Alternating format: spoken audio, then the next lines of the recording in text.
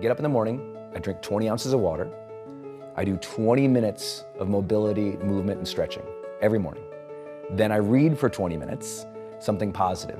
For me, it's almost always a self-help book or a leadership book, almost always. Sometimes a business book, almost always self-help and leadership. Read that book. Then I go and I sit down with my high performance planner, my green tea. I fill out the day, right? I look at the blocks of time that are already scheduled, and then what I use is my second visualization, which is I look at the major blocks of time that have been scheduled, just like this morning, and I close my eyes and I think, how do I do that thing with excellence? What would make that thing special? Your life doesn't end up in an accident. Your life is a series of actions that you initiate or don't initiate, and that your thoughts are going to control that roadmap. And so how are you using your mind today to either make yourself feel great or not? Your destiny is ultimately controlled by a decision you already made this morning. Everyone watching this already made a decision this morning. This morning, they made it a life-changing, huge decision this morning. And that is either I'm going to get up, enter the world with no intention, go through the motions to hopefully get by or survive, or I am going to get clear in this morning about what I want, what I'm going after, who I'm going to be, how I'm going to serve, and whether or not I'm going to be excellent and extraordinary or not. And the problem is most people never make that conscious decision. When I was a 19-year-old kid, I had this car accident, and prior to the car accident, I had been suicidal. And had the car accident, and it was this powerful juxtaposition because here I am suicidal, want to take my life, and then I get an accident that says, oh no, I don't want to die. And I came back from that experience. I was in college, and prior to coming back, I was the depressed kid, the sad kid, kind of the lonely kid, kind of pull away from the world kid because I was hurt. I came back, and I had this new intention to live. And so I wanted to meet people and talk to people, and they're like, who are you? And anytime you change your life, usually people are like, what's wrong with you? So everyone's like, what's wrong with you? But I was like, I'm gonna change. Because I knew I didn't want misery anymore. I didn't want suffering. I didn't want sadness. I didn't want negative thinking. I didn't want poor quality of relationships. I didn't want to feel horrible. So I began the quest of, well, how do I not feel horrible? So I started reading, first I started personal development, self-help, then jumped into spirituality, then jumped into psychology, then jumped into neuroscience, then jumped into sociology, then jumped into leadership. And it forced me to consider how I will evaluate my life at the end of my life. And that has always been the driving force for me is I realized at the end of my life, for me personally, I'm gonna ask these questions to evaluate, was I happy with my life? And those for me are, did I live? Did I love? Did I matter? People take an eye-opening experience and some don't do anything with it and some people grow from it. What we're really talking about here is contemplation. Really thinking through and using the power of thought of what you want to be like, what are the skills you want to deliver, what's the service you want to offer to the world. Number two, the consistency of action to not only create that in your own body and your own mind, but start creating that result in the world. That's really important. Courage, because it takes courage to put yourself out there and try to get a little better. The world completely underestimates the power of visualization. Completely misutilizes the human power of contemplation. High performers don't go through the motions. Yeah, I think they've contemplated, they're intentional, they're thoughtful, they practice, they want it to go well. And the reason most people don't do that is because the pressure. It puts a lot of pressure on yourself. But that's what makes you feel great. Really giving yourself permission to have the ambitions you have. Most people are half-hearted, half-interested, half-engaged in their actual dream and actual ambition because they either fear it or they feel insecure or incapable. Instead, people apologize for their ambition, hide their ambition. You have to learn to own your ambition, speak of the ambition, chase the ambition, drive the ambition, and lead the ambition. It is a full both allowance, back to the words, allowance of the ambition and an active generation of that ambition. The further you are from your ambitions, the more miserable you are. And most people don't even look at their goals every day. So no wonder we have a world that says I'm disconnected. It's like, no, wake up. I ask people all the time, did you look at your goals today?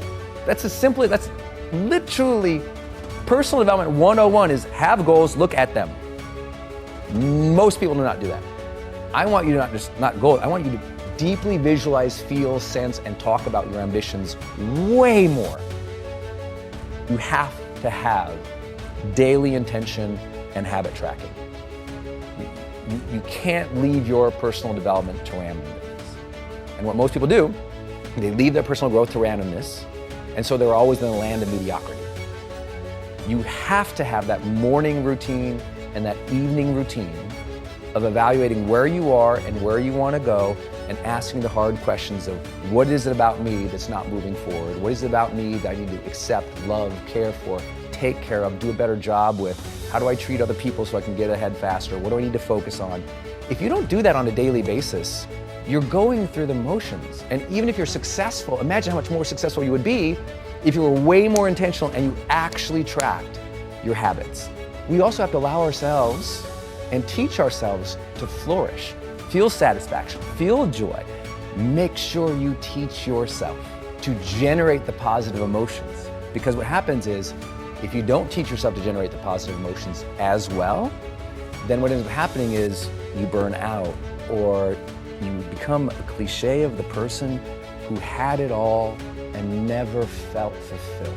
I don't want to grit and hustle it out and never feel the joys of life, that satisfaction, that pleasure of, you know what, gosh, good for you. You're trying hard. They sucked. You failed today, but you're doing a good job, kid. Stay in the game. Feel some satisfaction that you tried. Feel some fulfillment of that. So you have a lot of people who are extremely talented at the top levels, who they do endure the pain, and they really like the pain, and they will allow that all the day long. They'll allow that now because they'll tell their brain, this is what's expected. But they also don't let themselves feel good when feeling good is there. You learn to control your own emotions and or deal with them in better ways as you decide to be a more mature person. What I've made it is habit driven. So it's generate energy. Did I generate the energy I needed today to deliver my best? Productivity. Did I avoid distraction today and only focus on the needle moving activities? Don't get stuck here, don't do this. You know, it's a constant learning process. The nice thing about self-awareness is the human brain has an incredible capacity for guilt. And most people unconsciously let that roll over them and kick their butt and make a horrible life. I love guilt. Guilt is a tool. Guilt is a weapon. Guilt does not have to be a bad thing. It's not like I perpetuate, but I'm like, I love that I feel bad when I don't do a good job. Most people hate that about themselves. I love that feeling. I'm like, I didn't do a good job there. Next time I will. So some people, guilt is discouragement. Other people, it's a signal for learning. To me, guilt is a signal for learning. It is the body and the brain, the spirit, knowing what is right, knowing what is wrong, knowing what's great, knowing what's mediocre. And it's saying, hey, do a little better.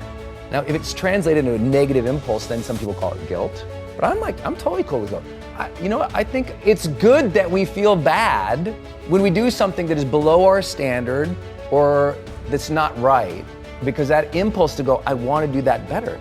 They're not strategically blocking time, moving towards the major things they want in their life.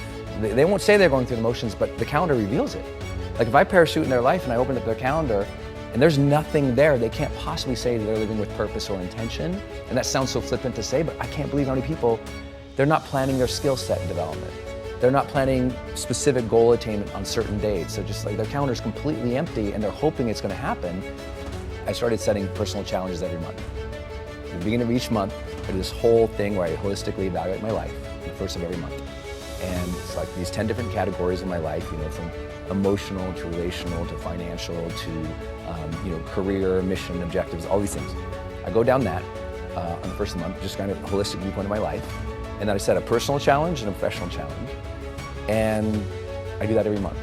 Every Sunday, I revisit my progress. Every Sunday, for 23 years. So it's not like I'm just, one day ended up in a happy life. It was like that a level of self-evaluation that most people avoid until their birthday or New Year's. I do it every Sunday and every first of the month, and I don't ever miss. And I think that has helped me kind of know what my thing is. Because I don't think I'm super special. It's like what I help people do, and this is chapter 1 of High Performance Habits, right? Seek clarity. The only reason I get to work with all these people you mentioned is because they're at a new level in their life where they're going, what is it now for me? And I help them kind of figure that out. Like, what is it now for you about how you want to define yourself? What types of relationships you want and how deep you want to go? What is it that you want to develop as skill sets? And what is the specific service you want to provide?